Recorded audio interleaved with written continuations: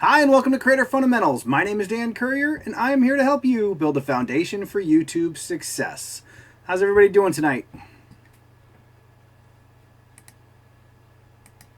Yeah, I'm always curious about the notifications for YouTube because it seems like sometimes people get them and sometimes they don't. So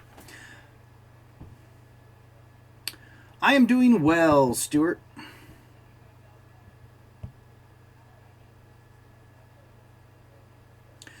So what I'm going to do is I'm loosely going to go over the content at the beginning so I can edit it out and share it as a separate video for people who just want to check out the content and maybe not the whole live stream, so depending on their preference. So basically what I'm going to do, I'm going to kind of recap the whole saga. Hey, it's DJ Gaming. Thank you for joining the stream. Got Doug Houston in here, Stuart Burns-Jones, Brentos. So I'll cover the content, probably screw it up. Hey DJ, nice of you to join. Dilly Dally Kids, hi Stephanie.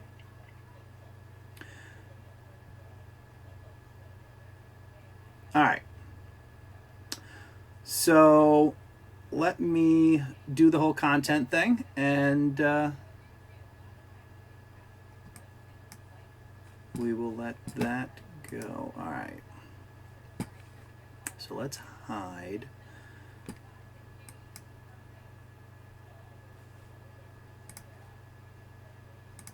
Chat real quick. There's yet another controversy surrounding PewDiePie, and this time it's not just what he said on a live stream, but also how a game developer reacted. Campo Santo Games tweeted shortly after an unfortunate slip of the lip by PewDiePie, indicating that they were going to retroactively put in a DMCA takedown request for all of their content that exists on PewDiePie's channel and prevent him from using any future content.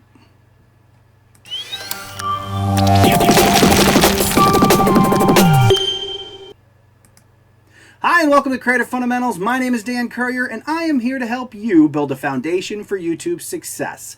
So, I never thought I'd get here, but today I'm actually talking about PewDiePie, but not so much what PewDiePie did, but the reaction by a game developer by the name of Campo Santo, who makes a game called Firewatch, I believe it is. So, for those of you who are not familiar, the other day, a couple days ago, I believe it was, this happened. One behind the orange car. What? What the hell was that? The potato was insane. I was holding it so fucking.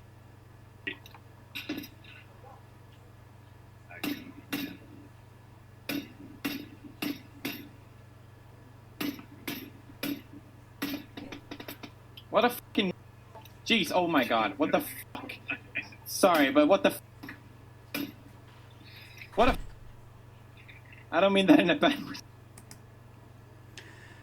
Alright, so if that wasn't bad enough for PewDiePie, then we had a video game developer that had previously had content on PewDiePie's channel come out with a tweet that indicated they were going to put in a takedown request for all of their content on PewDiePie's channel.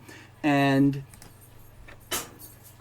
basically what they said is that we're filing a DMCA takedown of PewDiePie's Firewatch content and any future Campo Santo games. Now this was interesting because it's actually the Firewatch game website itself that has this bit of a Q&A that says, can I stream this game? Can I make money off of those streams? To which they replied, yes, we love that people stream and share their experience in the game. You are free to monetize your videos as well. It doesn't hurt to let us know on Twitter, yada, yada, yada. So this has caused quite a firestorm, if you will, regarding whether or not a gaming company can do this, and it really sparks the question of what this could mean for YouTubers. When you think about it, if any company that produces gaming content can suddenly come back and request a takedown of their content, it really opens a big can of worms about how YouTubers should proceed in the future with using gaming content. So I wanted to make this video because I'm really interested in understanding what you guys think about this topic. I'm not really drawing any conclusions yet. It'll be interesting to see whether this ends up in the court system and just how far this entire topic goes. It's a really interesting comment. I'd love to know what you guys think, so please share in the comments whether you think whether what PewDiePie did was significant, and also how you feel about the reaction by this company. So let me know in the comments. I look forward to seeing what you guys have to say. That's all for now. I hope you enjoyed watching this video. If you would like to continue to build a foundation for YouTube success, make sure you're subscribed to the channel and you click that bell notification icon so you don't miss a thing. That's all the time we have for today. My name is Dan Currier, and you're watching Creator Fundamentals. Thanks. And that's good for that. And we can bring up the chat, get that back on the screen, and go from there.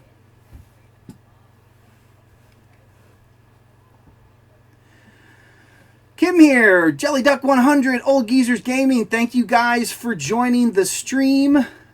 So I'm interested. Those of you, Kjpargeter, thank you also.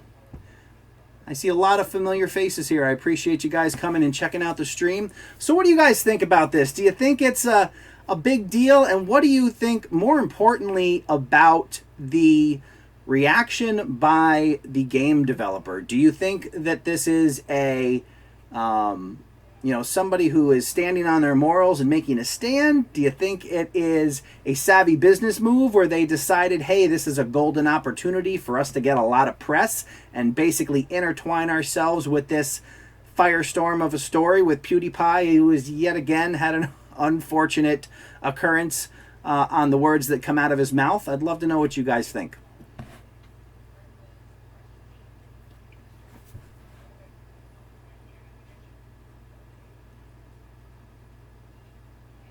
Yeah, I think the most fascinating part of this, when I first heard this story, my initial reaction was that it really didn't pertain to small YouTubers. It was no big deal. Yet again, PewDiePie made a mistake, or however you want to view it.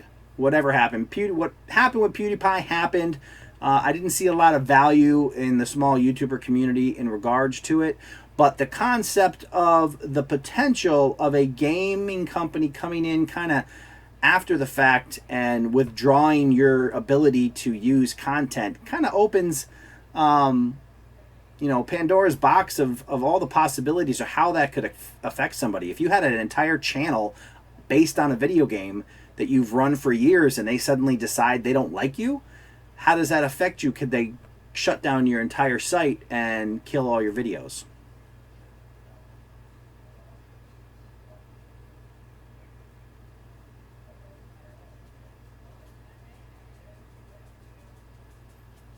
Yes, thank you, Kill Creations, for sharing that. That's pretty cool. I had actually spoken to Nico at Morning Fame, and he kind of alluded to using it somehow, but he didn't specifically tell me what he was going to do. That's pretty awesome.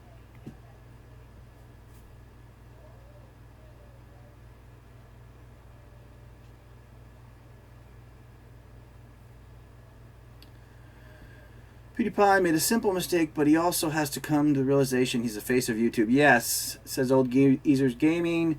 He's the face of YouTube, has higher moral standards due to the fact that a lot of kids look up to him. Yeah, I mean, that's definitely an important thing. To have that kind of slip when you have such a vast audience is definitely cause for concern. He actually did put out an apology video. I think I saw it on Twitter. Where he basically says that he holds himself to a higher standard, and but depending on the first thing I did when I read this story is I started looking at the comments to kind of see which side of the fence a lot of people were falling on. And it's really split down the middle. It was actually, pretty even. A lot of people were for him and said it was a silly mistake. There were other people who, just absolutely are condemning him. So it's really, there's certainly going to be some variation. And I think there's going to be variation depending on where somebody might be in the world.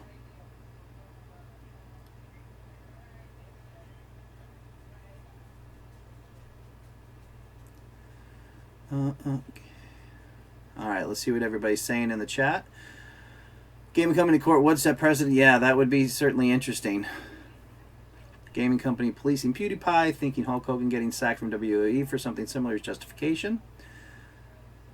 Everyone makes mistakes. Everyone insults and says bad words. Pewds may have made a mistake of saying a serious insult, but he is human, the right to make a mistake. You see these things, Pewds outing on a KKK outfit during a game.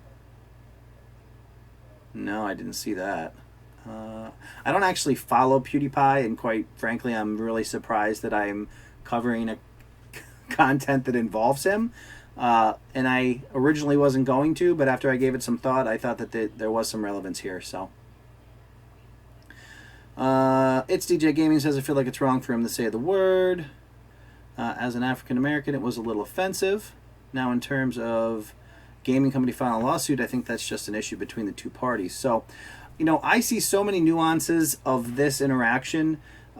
Basically, the guy who made that statement, and we'll jump back to that screen.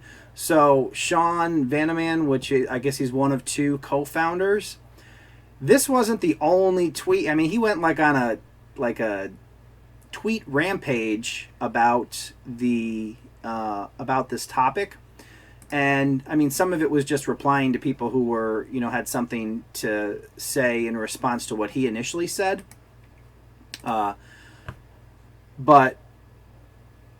he's like he went so far as to say he didn't think that PewDiePie should gain monetarily from their game, which I found interesting because they are, I don't know exactly how big they are. They don't seem super huge. They have one game, and quite frankly, it didn't seem like that earth-shattering of a game to me.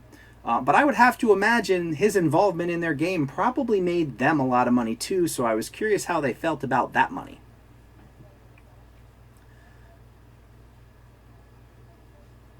I did, Kjpargeter asked, did I see his response on the matter?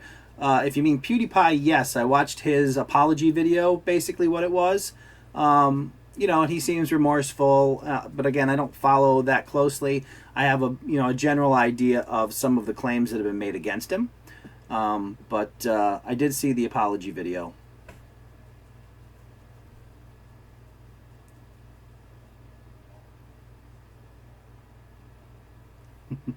James Antique Man is in the house. Thanks for joining the stream. Wanting to distance themselves from him, but as I've said before, they should have picked up a phone and dealt with it amicably.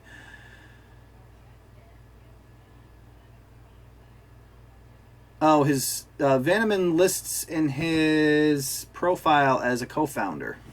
So I mean, he very well could be one of the developers, but his Twitter account says he is a co-founder of the company.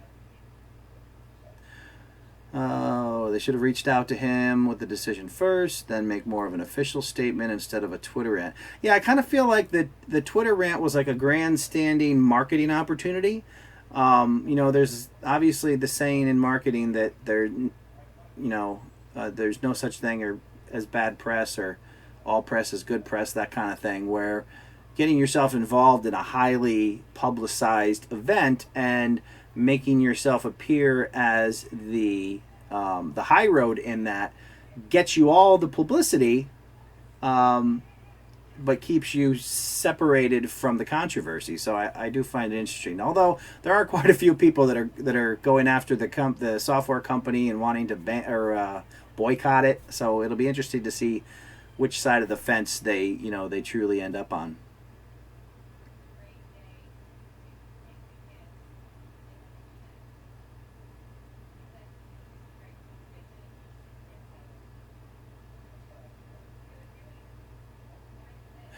Yeah, Kim, I think that is such an it's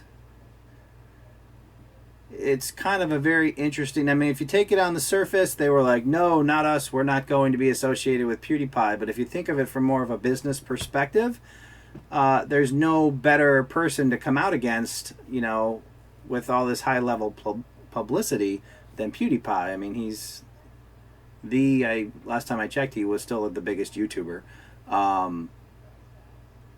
So like I said, take the high road, but get all the connection to him. Obviously there's a lot of people talking about this angle of what PewDiePie did and said. So it'll be interesting to see how this plays out for that company.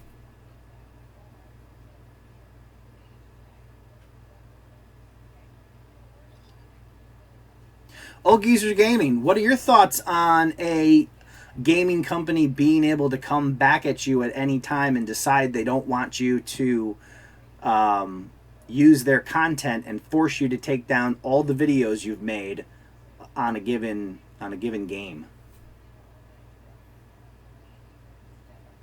To me, that seems like a frightening perspective, especially for people who focus on a single game.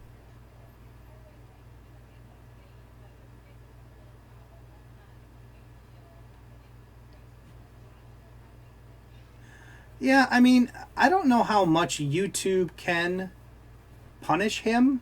I mean, there's far worse things that happen on YouTube than what he said. Not that what he said was appropriate by any means. But I don't know that they would ever try to publicly punish him, because it would have no benefit for them, and they obviously, for every monetized video that PewDiePie has, YouTube gets a piece. So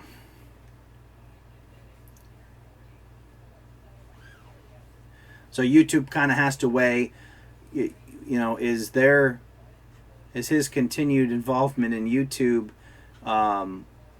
going to cause a loss of revenue based on advertisers not wanting to be involved with YouTube, or will they continue to take their slice of the traffic that he drives?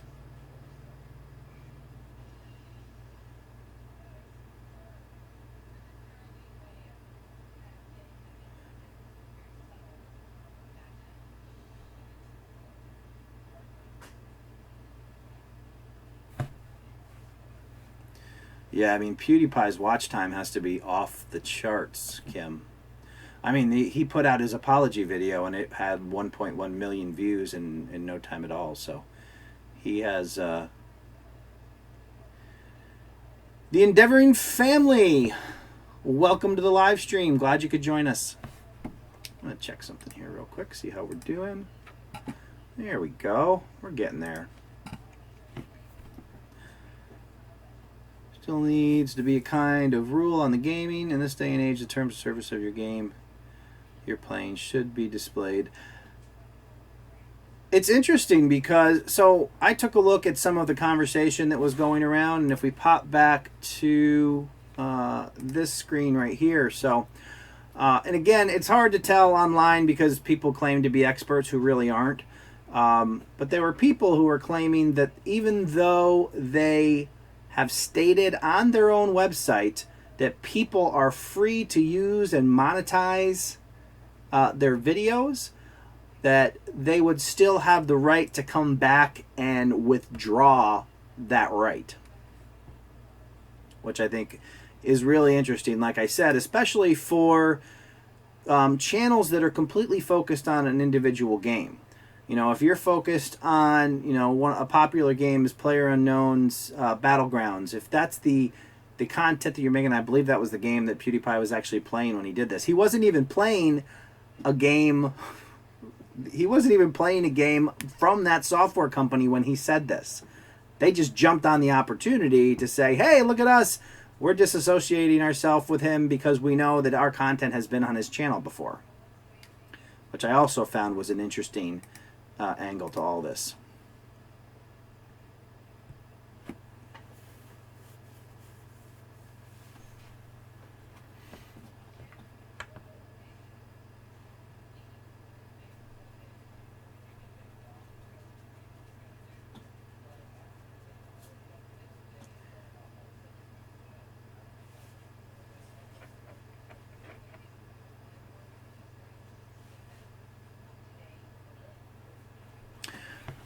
Well, see, Kim, that's also an interesting question, because where do you draw the line between what makes something an FAQ versus a term of service, and why does terms of service on a website become any more enforceable than an FAQ?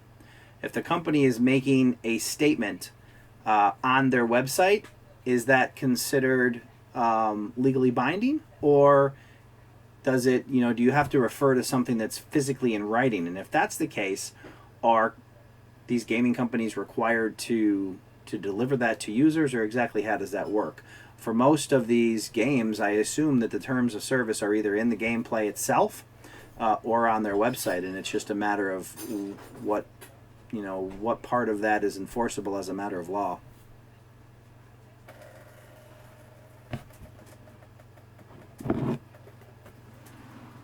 That was strange. Like, all right. So, yeah, wait, the company asking for the takedown isn't involved with the game he was streaming. Yeah, well, exactly. So he was streaming PlayerUnknown's Battlegrounds, I believe, and this company makes one game called Firewatch.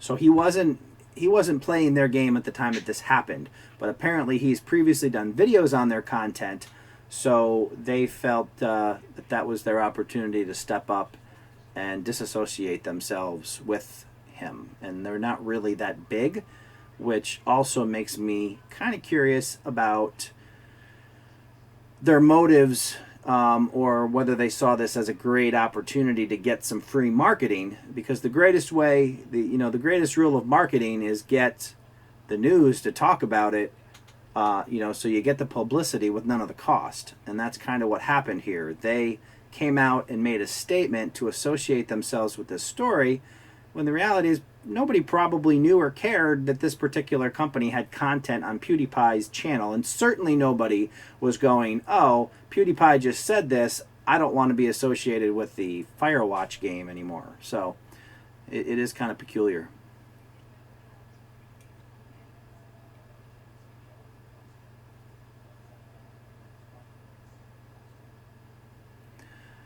So the Endeavor family says, to me, it's no different than an ex-fiance wanting the ring back, but only after the person is cheating on their new love interest.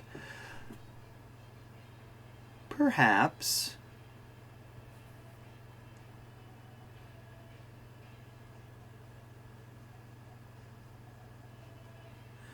A copyright attorney is of the opinion that the statement forms a license blanket permission.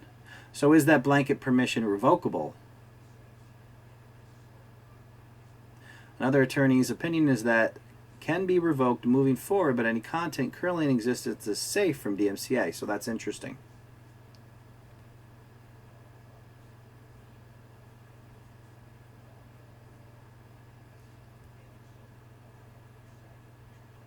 Yeah, Jake Paul is the poster child from for bad news being good news, because he's kind of mastered the train wreck into popularity business model. Well, Geezer Gamer says, either way, PewDiePie needs to walk a thin line for a while, because a lot of people are sitting and waiting for him to screw up again. He is in the light now. Yeah, I mean, and it's hard to say he's in the light now, but I think, yes, they're going to be scrutinizing him even more than maybe they already did. And it is going to be interesting to see if he can keep that low profile. But I mean, if you go out and you find his apology video, you'll see that he he basically goes over the fact that this wasn't excusable and he should know better, and especially after some other recent problems that he's had, he should definitely know better. So we'll see how that all plays out for him.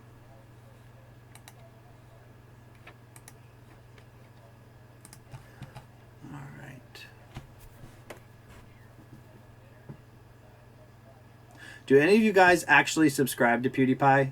Or do any of you actually follow him on a regular basis?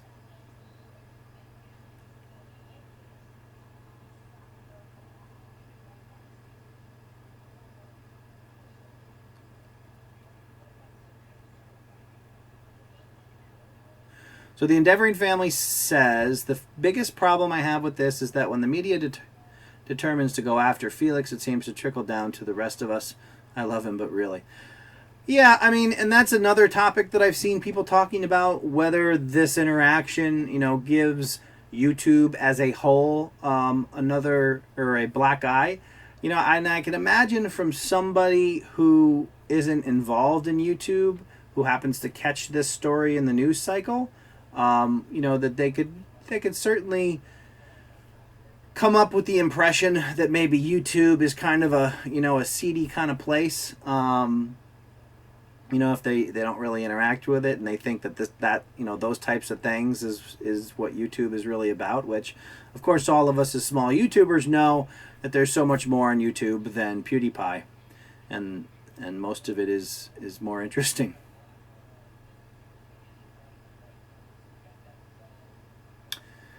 Let's see. Stuart says, I only hear about him when he makes a boo-boo. That's pretty much the only time I hear about him as well. I don't, usually the only time I've ever encountered his videos are through other stories.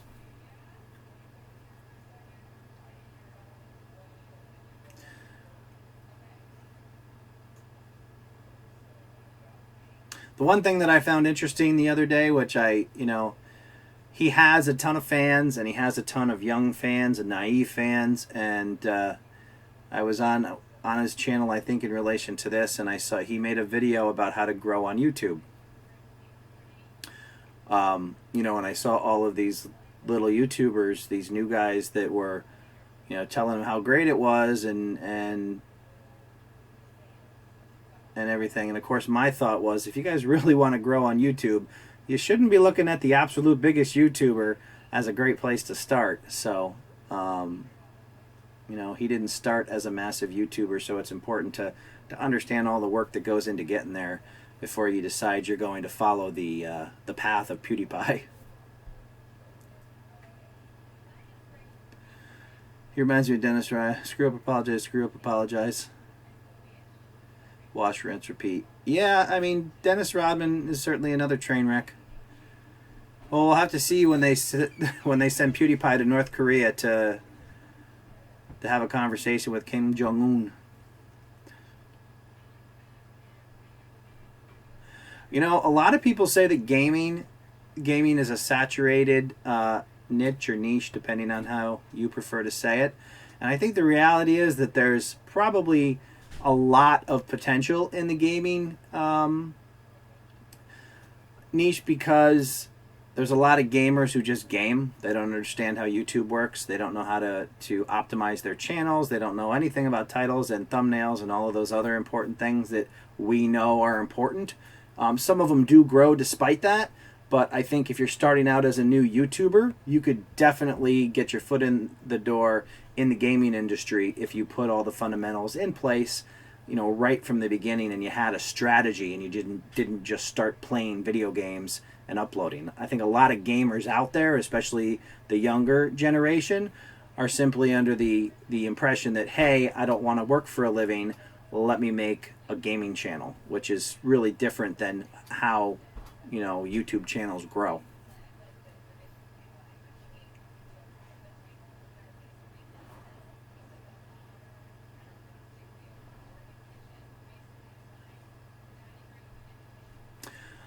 James, I don't think gamers are being demonetized any more than anybody else. I saw one claim that they thought that certain videos are being demonetized based on gaming titles in their keywords and descriptions, but I haven't seen any actual evidence of that.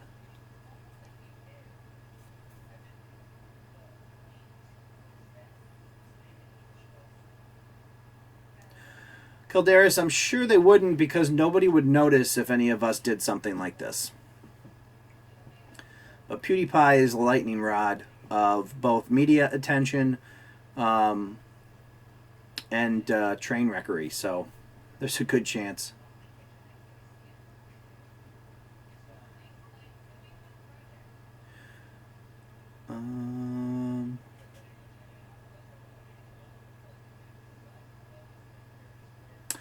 So, Endeavoring Family said gaming makes more sense on Twitch than YouTube. I mean, Twitch is obviously a platform that is designed specifically for gaming, but there's definitely a lot of successful gaming channels on YouTube. And considering that PewDiePie was a gaming channel or is a gaming channel, and he's the biggest YouTuber, you can certainly make an argument that gaming can work on YouTube.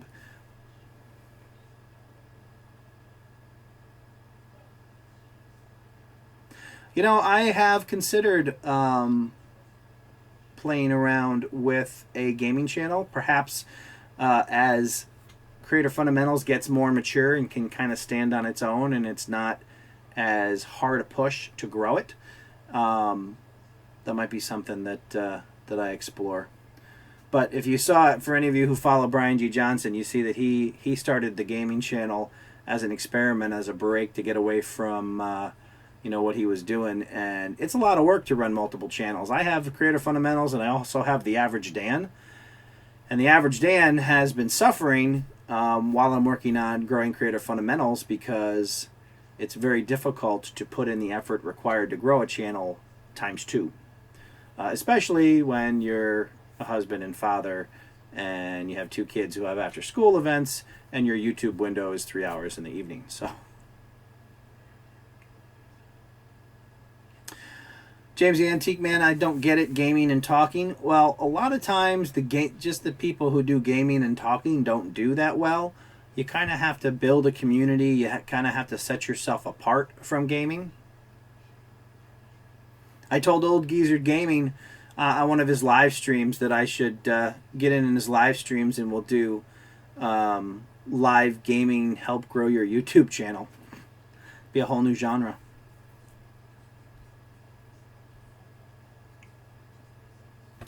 Here, let me see. I'm going to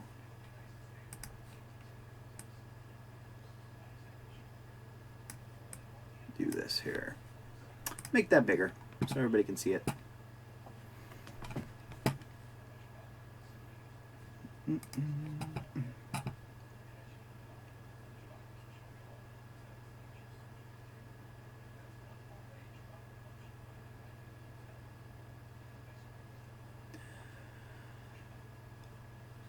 Dilly Dally Kids, I can't imagine running more than one channel. Yeah, it can be a bear. Thought the same thing I said a while ago. Pew does. Yeah, they did the whole Nazi thing on him. I think that was creative journalism, but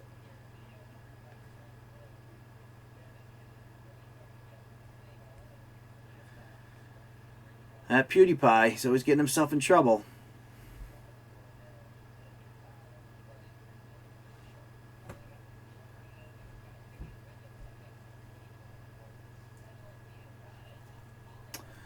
Stuart, let's see.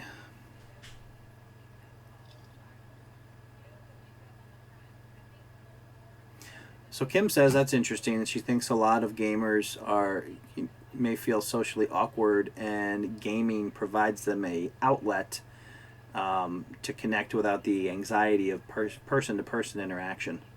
That is an interesting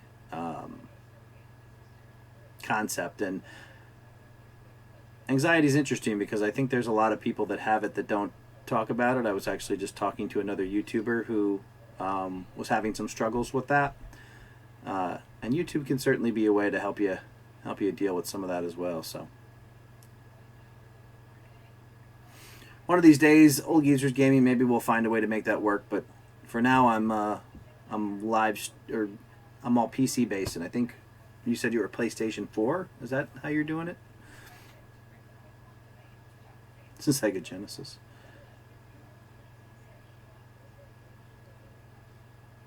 There are successful channels that focus on retro gaming.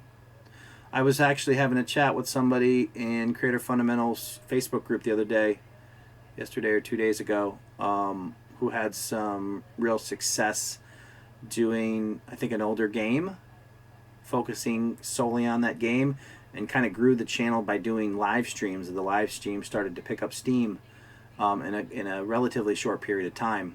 And I think he got it over to over 1,000 subscribers and had really good metrics on that. So There's definitely a lot of opportunity in gaming if you know what you're doing.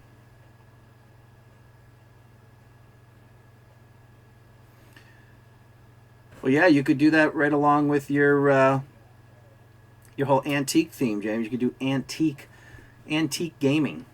There you go. Now you have your name.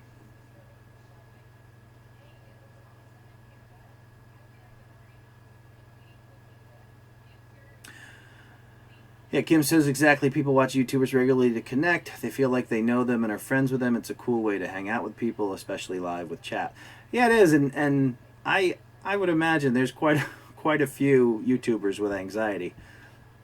Actually, I think there's quite a few people in general with it that probably don't talk about it.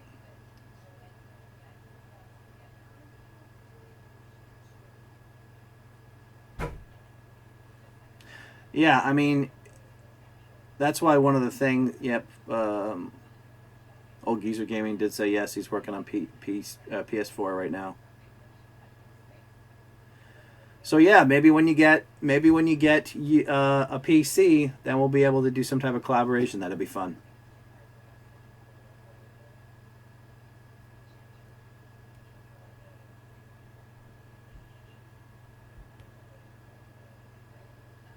So James asks, "Can you be terrible at gaming and do it?" That was actually the theory I had about doing a gaming channel.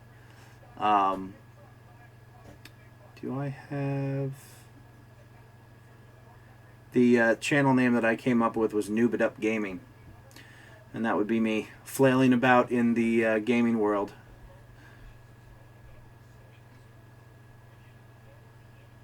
The reality is, though, I would have to remove that gaming channel so far from CreatorFundamentals because there's a certain quality of online gaming and a frustration level that may escalate you to some colorful language that you probably wouldn't want to associate with any type of professional entity.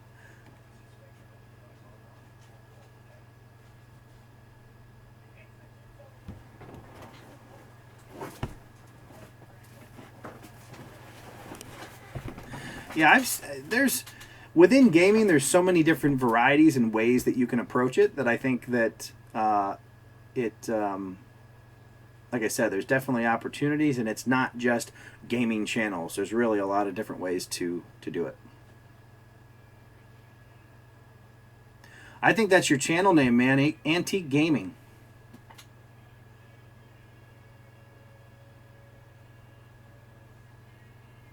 Dan will be the next PewDiePie, swearing also all over the place. Yeah. I don't want to be the next PewDiePie.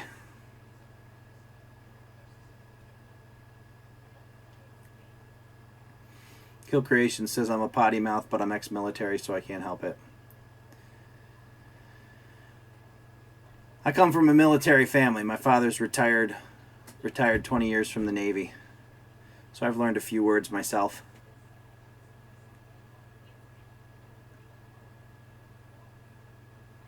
You know, Stuart says, Dan, promise me that if you start growing, you won't get DMCA'd by Firewatch.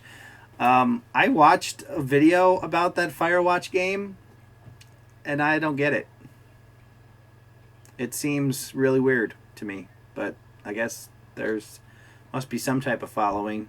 Or there isn't a following and they just associated themselves with PewDiePie to get a following.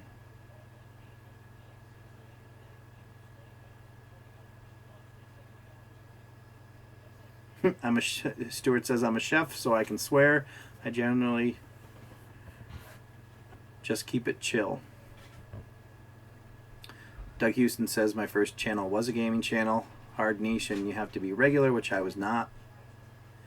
Yeah, I mean, if I was going to do a gaming channel, I would come up with a format, or kind of a. My thought was kind of a gimmick, or the way in which you converse in the videos.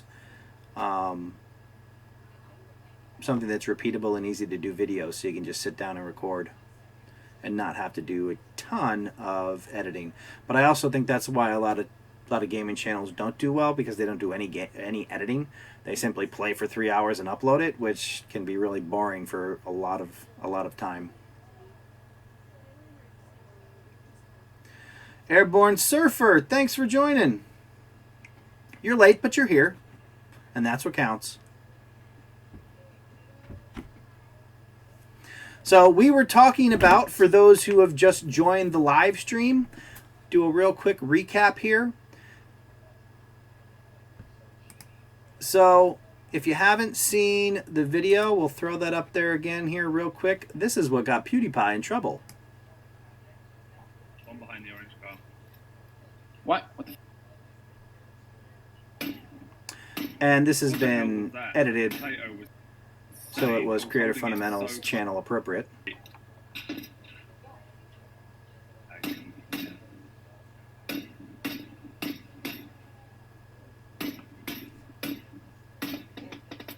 What a fucking. Jeez, oh my god, what the fuck? Sorry, but what the fuck? What a. So that's what got him in trouble, which was promptly followed by this, by Sean Vanaman, who identifies himself as a co-founder of Campo Santo Games, that said they were filing a DMCA takedown of PewDiePie's Firewatch content and any future Campo Santo games, even though they have something on their website that says, yes, you can stream our games and make money off of them. So it'll be interesting to see how that plays out, whether it goes to court, and how that ultimately ends and what it means. I should probably have that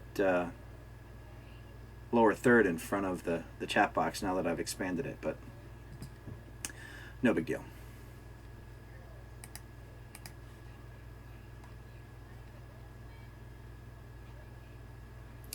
Dad Bod Project, thanks for joining, man.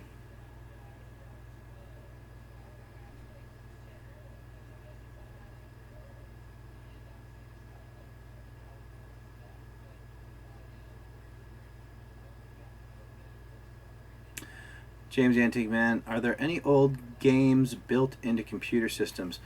Pretty much any old game you can find, you could probably find online. A lot of the older games have been remade and available in a bunch of different ways. So, like a lot of old games, like Atari generation games, you could probably find all of those on a website somewhere.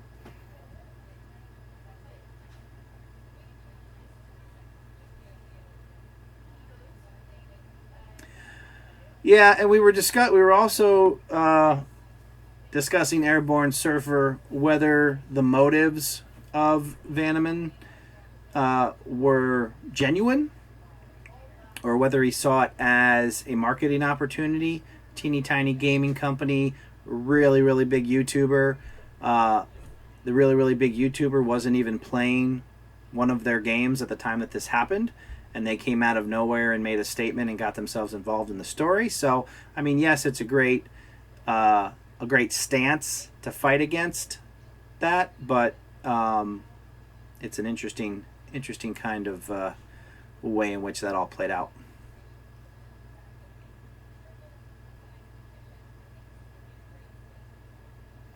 Yeah, James. I play, most of the games that I play are on PC, so I don't use a gaming. I mean, I have an Xbox One that the kids use, but I don't. All the gaming I do is online.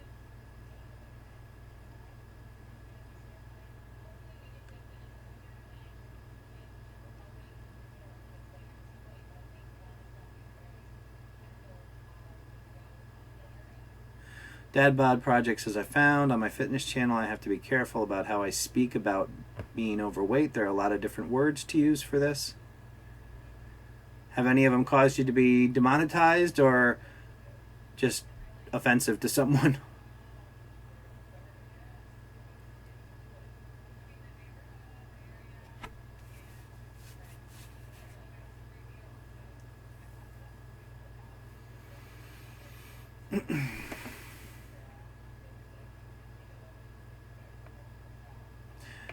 Kim here says, honestly, it may be a publicity move, but it's not a stupid one. It may be shady, but it's kind of smart.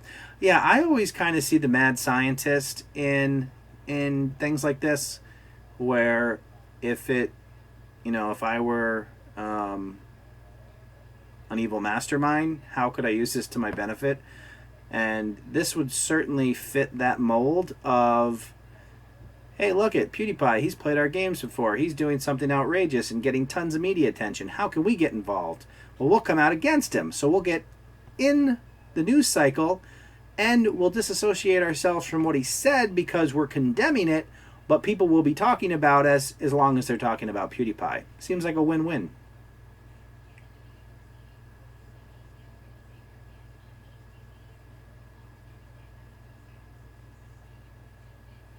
Yeah, and there's definitely been a lot of that dad bod project saying that he had a video demonetized briefly. I actually just did a video on the whole demonetization thing and the latest feedback from YouTube themselves about it. And even with what they said, I'm still seeing like they still claim that the guaranteed review is 1,000 views in the last 7 days or 10,000 subscribers. But we're definitely seeing some demonetized videos getting the review probably in an automated fashion if somebody chooses to dispute it.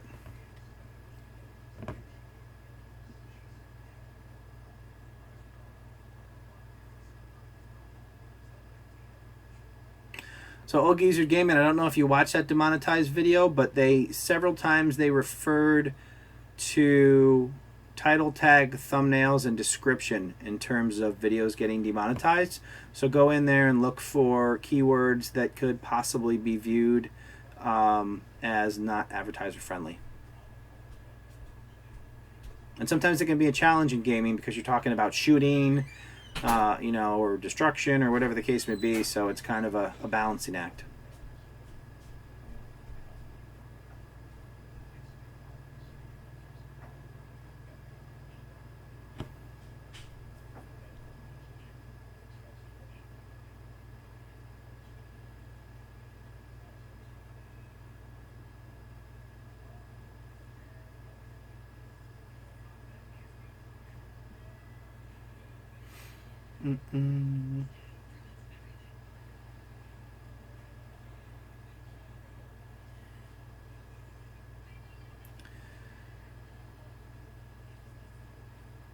Kim here says, yeah, it's a bit of a supervillain move, but it's powerful. Yeah, and it can be, and it's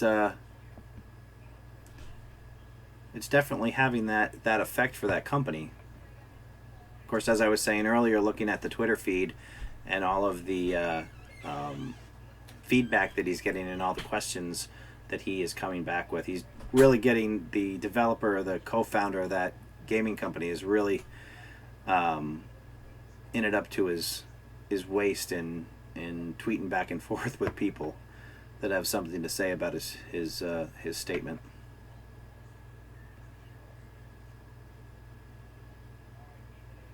See, that's the other thing. When you got somebody like PewDiePie who kind of becomes an entertainment channel and a personality, when you are an outrageous type personality and you're growing, eventually you kind of lose your edge and you continually have to do more and more ridiculous things to get attention. Look at Jake Paul. It's that whole train wreck people want to watch to see how you injure yourself or put your foot in your mouth the next time. It's kind of a hard formula to stick with without burning yourself to the ground.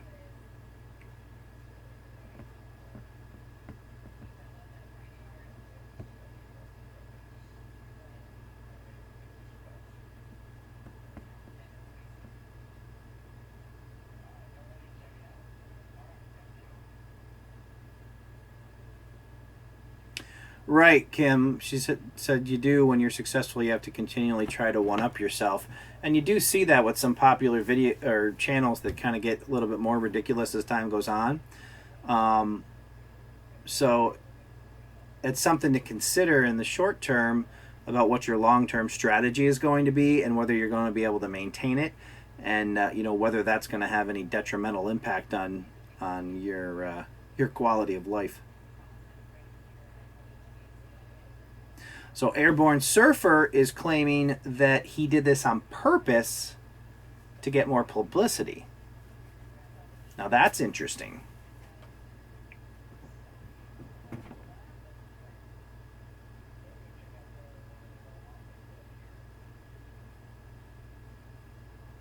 The Endeavoring family says, I mean, I have 7 kids and it's all for YouTube. So every time the views go down, you have another kid, and that bumps your subscriber rate. I think you're onto something.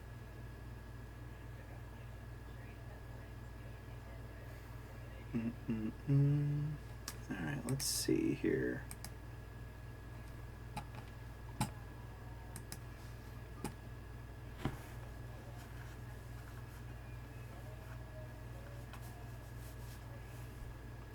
Right, free speech has to do with freedom from prosecution for saying something, you know, against the government. They can't punish you for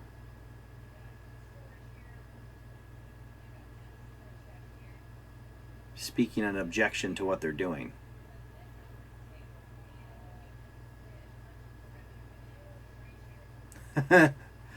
So you can take a break on having kids now, the Endeavoring family, now that you're back up to 300. Well, that's good.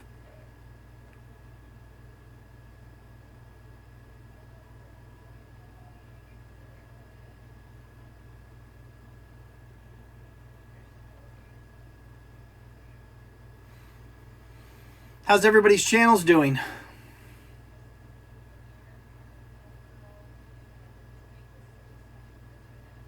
Everybody growing the way you want to?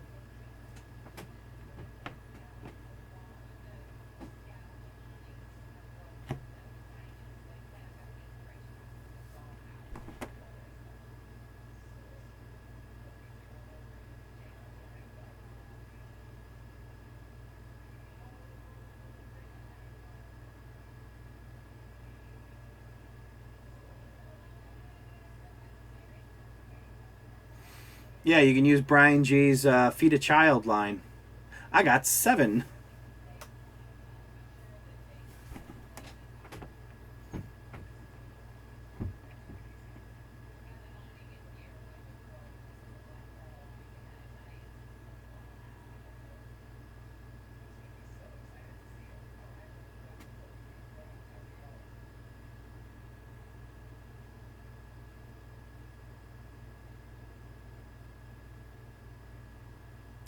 Gonna say, you can now fill up all the blocks of the Brady Bunch intro, and you don't even need a maid to do it.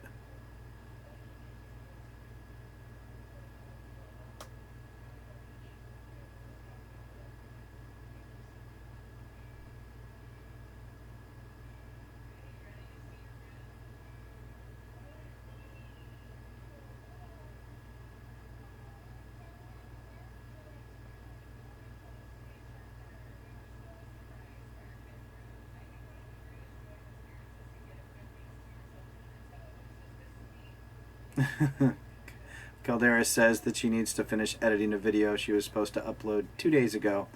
I think we've all been there.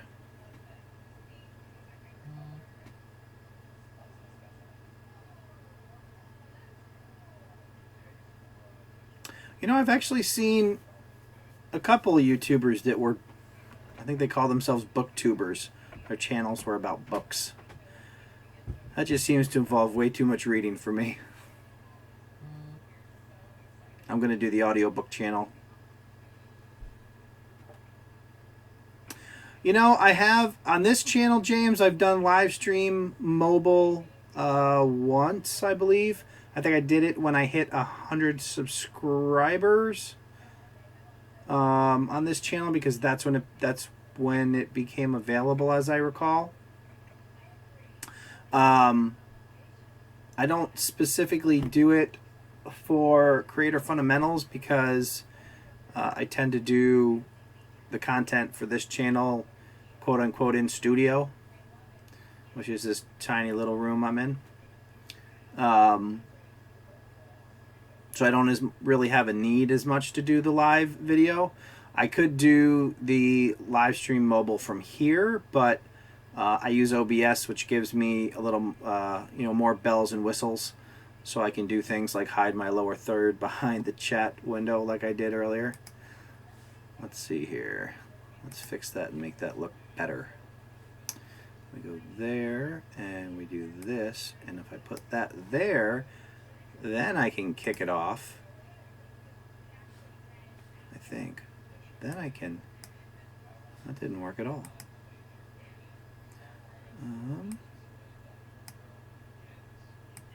I stand corrected. That wouldn't work.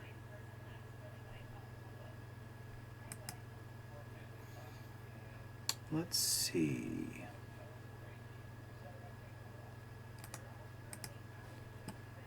Okay. Oh, there it is.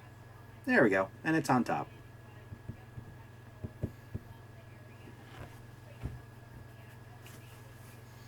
And I can't do those fancy schmancy things on the mobile live stream. So when I'm here, I typically use OBS, and I do it on the PC.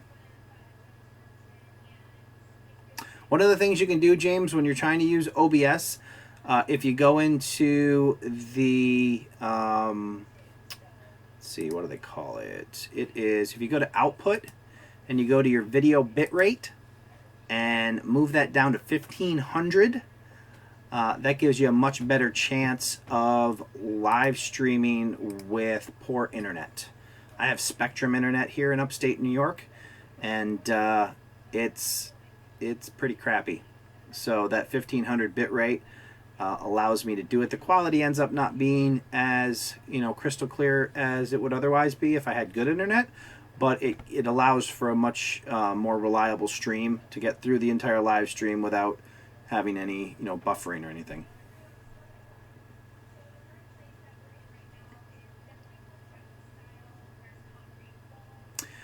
Thank you on the 3,000 or 3,000. Wouldn't that be nice? 300 subscribers, Dad Bod Project. Is your channel still growing by leaps and bounds? OBS in the car. Airborne Surfer does a live stream from his, I assume it's his commute home from work. Last time I did a live stream from a car, people yelled at me. They were like, "Don't crash." I'm like, "I'm trying not to." So yeah, it was kind of my goal to hit 300 subscribers on this channel in under 3 months, and I did it by 3 days, which is good. Now the next goal is to get to that 10,000 views milestone, so I can monetize the channel, which I'm hoping, doing a little bit of research, we'll see how it goes, that there's at least theory out there that once your channel hits 10,000 views and you monetize, there's more incentive for YouTube to promote it. So I'm interested in seeing, having started this channel from scratch, whether there's a noticeable bump after monetization in terms of YouTube's promotion of a video or a channel. So I'm looking forward to testing that. Congrats, Kim, on 10,000 views.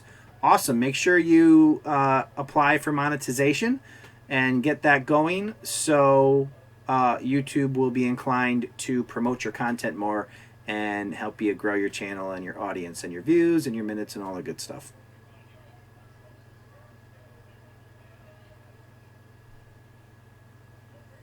I am right around 8,000 views on this channel right now.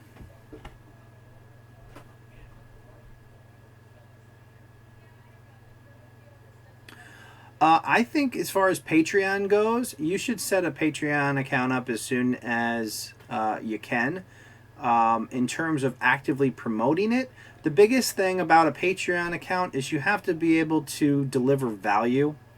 One of the things that I'm looking into doing in the future is actually doing some more advanced content and putting it on Patreon. So for people who want to go above the quote-unquote fundamentals that I do videos about, there'll be a place for them to get that content. that gives them value, and we'll find a nice nominal incentive to get that content up. So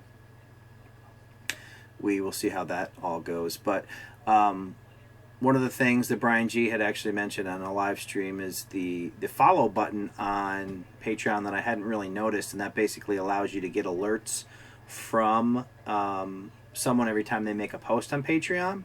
So you can set up your Patreon and encourage people to go there and follow it, and they'll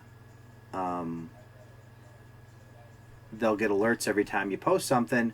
So when you're ready to do some type of monetary level for additional content, they'll all receive notices, and you can post and get that set up.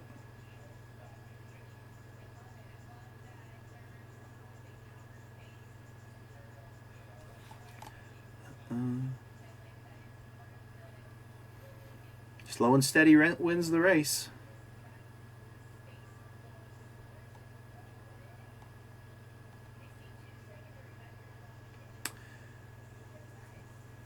Yeah, so I have...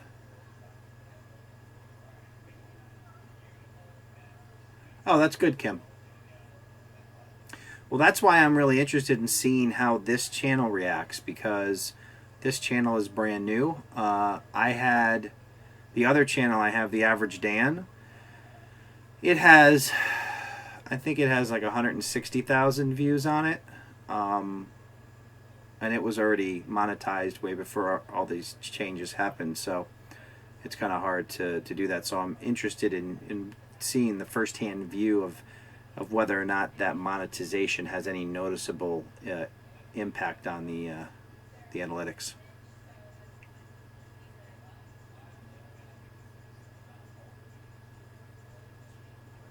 So one of the things that you can do, Kim, since you have a book, you're a booktuber, is apply for the affiliate program on Amazon if you haven't done so yet. And then every time you talk about a book, you can put an affiliate link in your description. You may or may not be doing that, but it's another opportunity for revenue.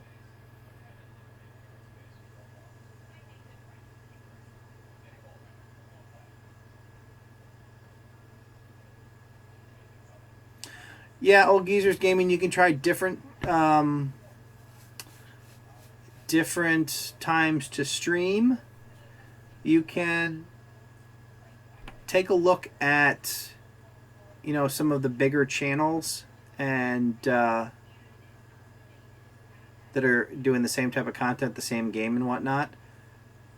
You can take a look at their titles and descriptions and keywords and see if there's anything that you can maybe try to match up with to get some suggested videos off of them.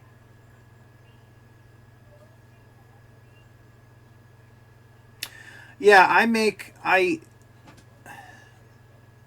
just started making money on the Average Dan channel. It's not a ton of money, but it's at least it's been big enough to get me a few deposits, which is good.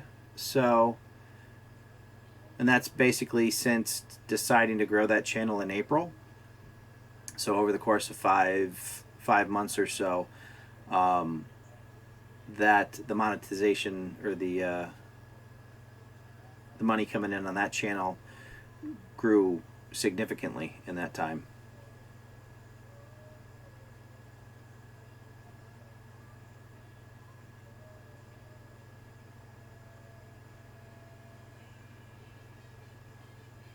So you write your own books, Kim?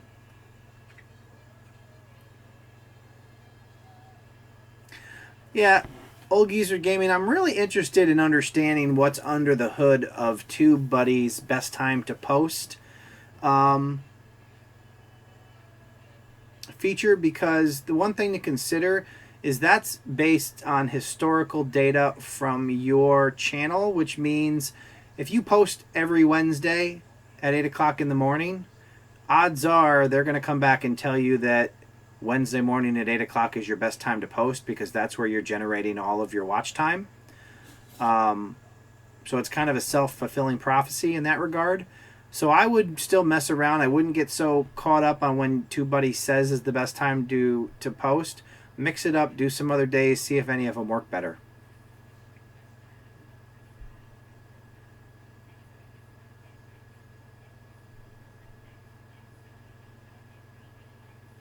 So James, the Antique Man, asks, what's the best way to promote YouTube on Facebook?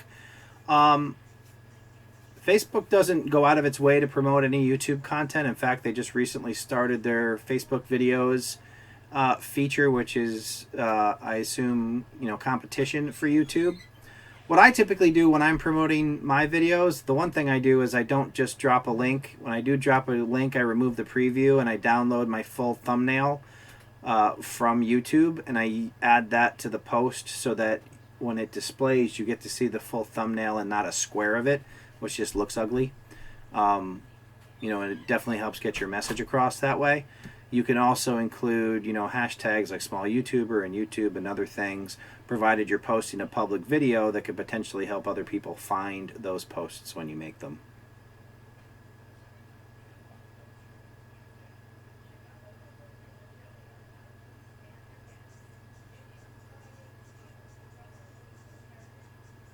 What are your books about, Kim?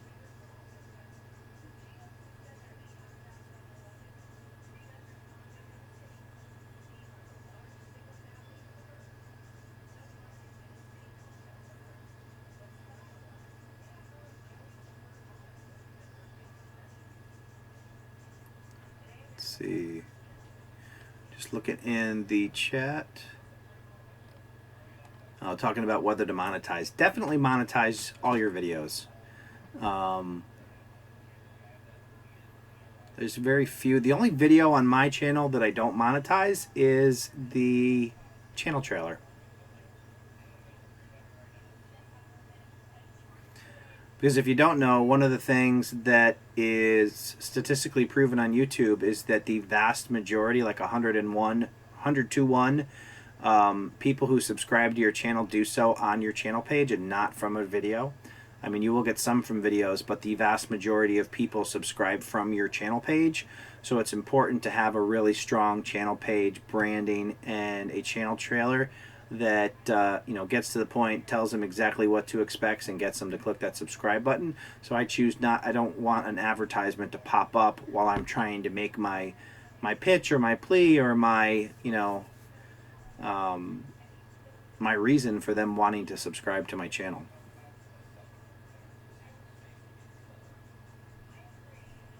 A paranormal romance horror book.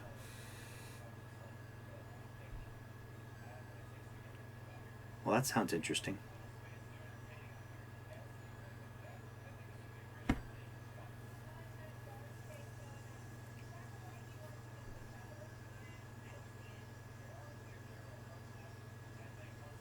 Let's see here.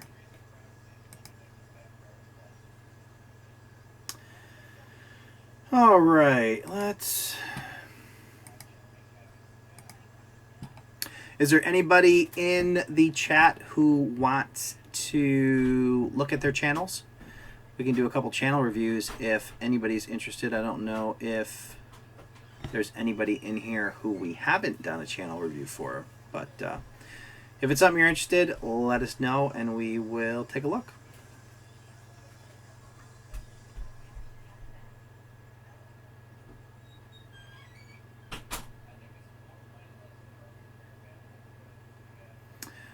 Kim here. We will take a look at Kim's channel. Give me just a moment.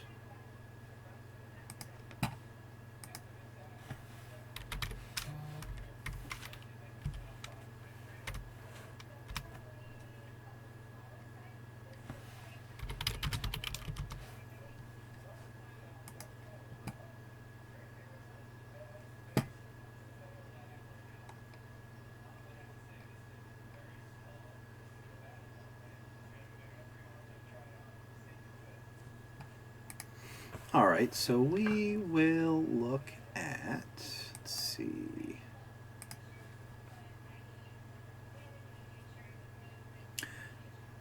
We are going to take a look at Kim's channel. And let's see what we have. All right, so your channel art, Kim here, creating, entertaining, motivating. 4 days a week. Wow, that's a lot of videos. Sorry if it makes the other days less cool. Already subscribed. Good, you have your playlists with the horizontal individual playlist with full descriptions. Awesome. Your thumbnails and your channel art all tie together with the same color scheme. You're in all of your thumbnails, so that is good branding. It looks like you have maybe, is it more recently gone to the consistent green, which is good. Looks like you might have some older videos that have a different thing going, but I like the fact that you have the green going in all of your thumbnails so people can actually identify that they are yours. About section. Creative professionals sharing my unconventional life and motivating others. Creators, I give advice, share my thoughts, and post some of my work. I also read a lot and vlog the interesting bits. And schedule, perfect. You have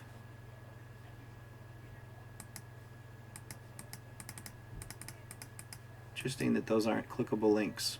I thought it let you do that. You have a bunch of playlists. I already saw that, which is good.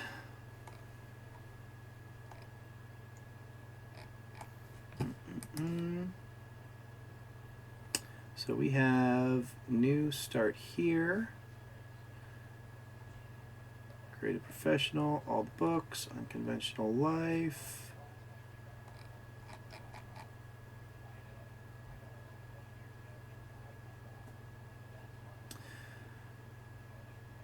Creating, entertaining, motivating.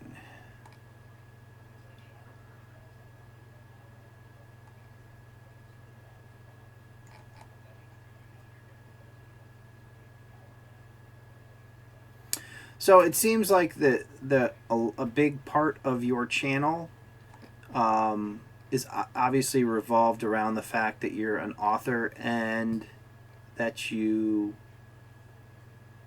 do a lot of book-related content, but you don't necessarily give any indication of book-related content in your channel art. So I'm just curious if there's maybe a way that you can kind of, because when I look at your channel art, I go, oh, this is a personality channel. They can kind of go anywhere and all over the place, which the personality channels tend to take longer to grow because they're more general. But if you can kind of do a high level view that says, yeah, I'm kind of a book related author channel and I'll provide, related entertainment and motivation and creativity around, kind of the book industry.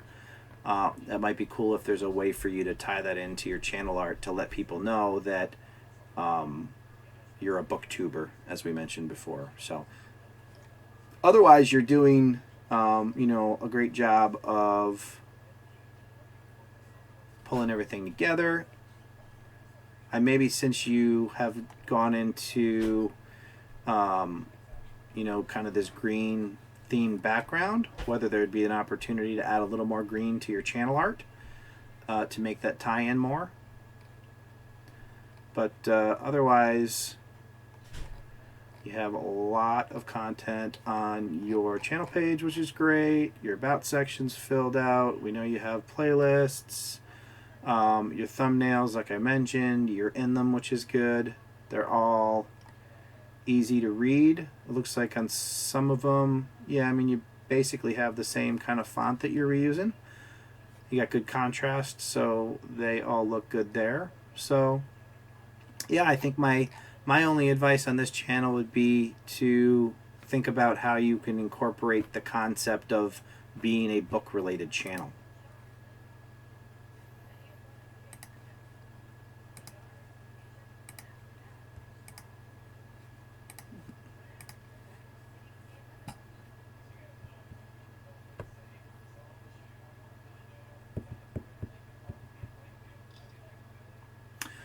So Kim says that she's trying to phase away from the book stuff and be more creative lifestyle. Yeah, I mean, the one thing, again, and not everybody has to have urgent, rapid growth. If you enjoy making that type of content, then, yeah, by all means, go for it. You become a personality channel and you do the stuff that you enjoy doing, which gives you the motivation to not quit, which is certainly great. The Average Dan, it's still kind of a, well, it's generally a broader channel, and it certainly started out as a broader channel. I've tried to, bring it in a little tighter, but it still grows slower than something like CreatorFundamentals. Send me some pizza, Airborne Surfer. I'm not sure how cold it'll be when it gets here from the West Coast, but you know.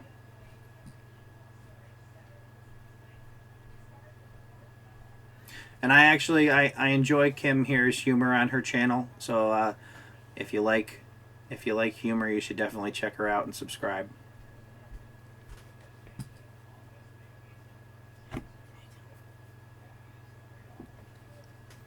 My daughter just peeked her head in.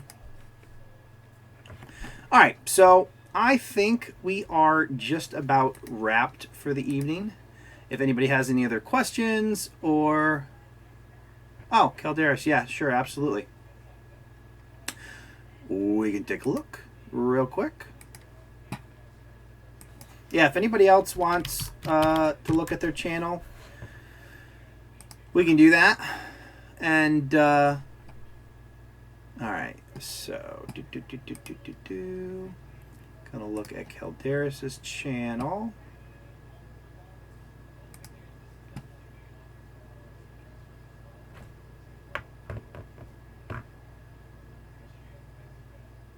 All right, so let's see here.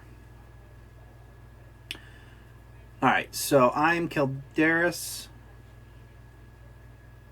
The one thing I would consider on this is I know a lot of the bigger YouTubers, there are some larger YouTubers that have very, very basic and minimal channel art. But I think when you're trying to develop your brand, it can sometimes be helpful to give some indications in your channel art about what you are and what people can expect.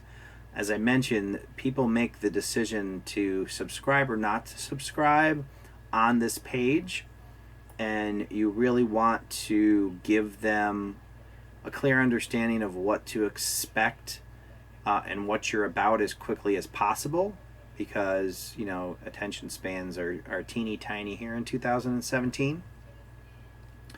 So we look down here, you have a video about books, Mother's Day vlog, a new camera, and what's on my phone. So I definitely see some vlog type style videos. Let's take a look at, and you have uploads and created playlists and my vlogs. All right, so here's the deal. I would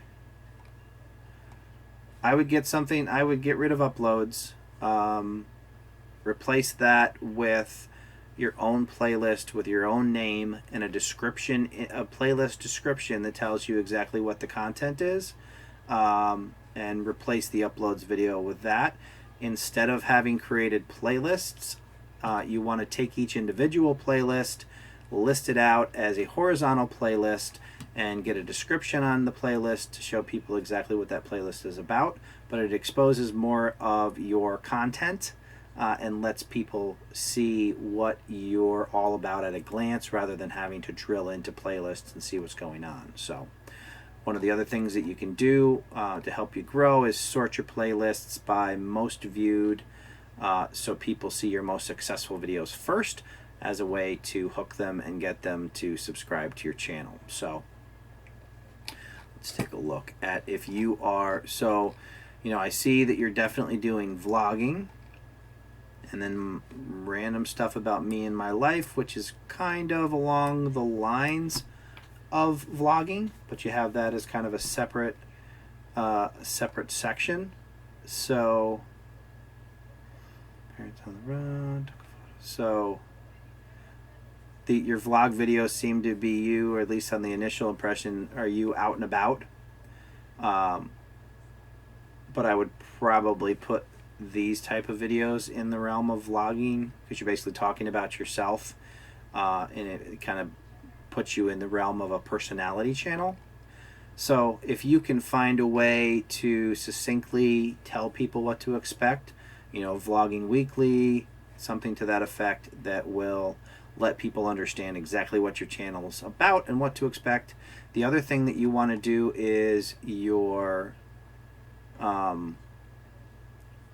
see you got this consistent theme that you've started with your thumbnail frames, and in some of your thumbnails you are in the picture, but the ones that you aren't, people might not necessarily make the connection between the different videos that you have on your channel.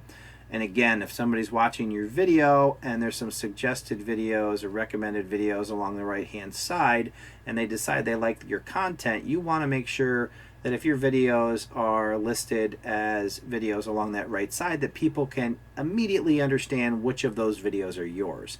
That's why branding is important. You want people to understand what your content looks like and how to find it, and the more everything ties together, the better you will do with that. So like if you want to simply use the branding of having your face in your thumbs, I would try to do that consistently. Even like the Mother's Day vlog and the new camera, you know, maybe put yourself in the thumbnail holding the camera, or, you know, and find a way to keep your face as the brand and make that available. Otherwise, whatever you're going to use as your icon or logo, you might find a way to get that on all your thumbnails. So your about section, web designer who enjoys making videos of random moments in my life. You know, even if your like channel, your channel art said something like I'm Kjpargeter, random moments of my life, that kind of thing. At least you give some perspective on what people will see on your channel, which can help them decide, you know, whether or not they are interested in seeing more. I think that is it on that.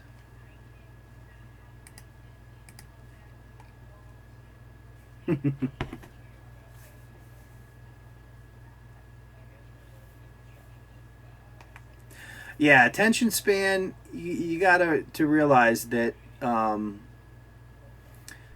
attention span is super short these days. There's such information overload that there's so much out there that people scan. You're welcome, Kjpargeter. Thanks for joining the stream. But yeah, attention spans are super short. You know, people are very much in skim mode when they're looking at things. Very few people read every single word. So you really have to stop people in their tracks. It's kind of like, you know, somebody jogging by, you got to give them a reason to stop and you know, stop what they're doing and pay attention to you. So you really have to create that way to hook them on the way by, and you do that with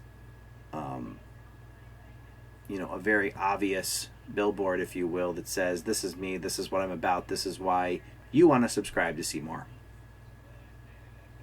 But otherwise, I think we are good for the night. I appreciate you guys stopping by. It was another fun live stream. We got to talk about the whole PewDiePie debacle and what we think of that software company. We'll see how that all plays out, whether that ends up in court or whatnot. But it has been fun. James, thanks. I appreciate you stopping by the stream. Kjpargeter, Kim here. Thanks for hanging out. I appreciate it. Anytime, Kim. If you, I don't know if you are in the Creator Fundamentals Facebook group also, but that's facebook.com/group/CreatorFundamentals. That's a great way to interact with other YouTubers and myself and get questions answered or share thoughts, bounce ideas off of other YouTubers like you. So it's a great place to share. Stuart, good night. Thanks, guys. Good night, the Endeavoring family out there in Korea.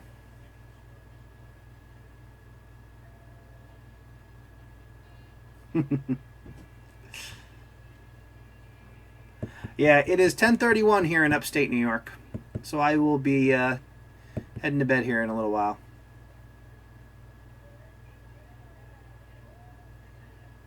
Thanks, Kjpargeter. I appreciate you stopping. And what I typically do when I do the live streams is I try to cover a particular content in the front end. I'll typically re-upload that as a separate video so people can see it on the replay if they just want to see the content. And then the replay will also be available also. Good night, Doug. Thanks for hanging out. All right, guys, that is it for now. I will see everybody later.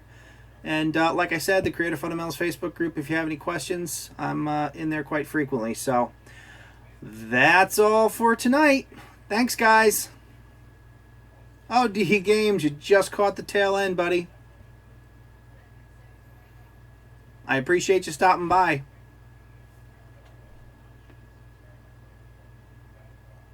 Oh, go Pappy, go Bite Size. Bite Size Tips, thanks for stopping by.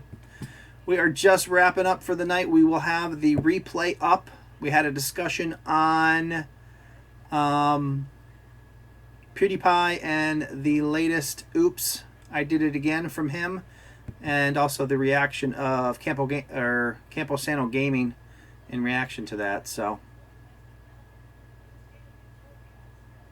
thanks for checking out the stream, DE Games. I hope the advice was helpful. Had a couple people sneak in here.